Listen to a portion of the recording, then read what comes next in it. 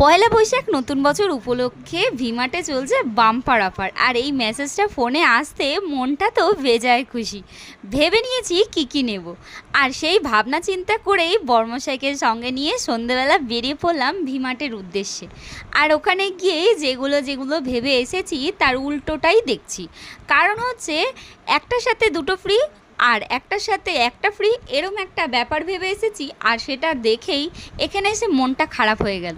কারণ যেগুলো আমি পছন্দ করে, যেগুলো আমাদের এই হাউস ওয়াইফের জন্য যেগুলো দরকার, সেগুলোর দাম কিন্তু একটারও কম না।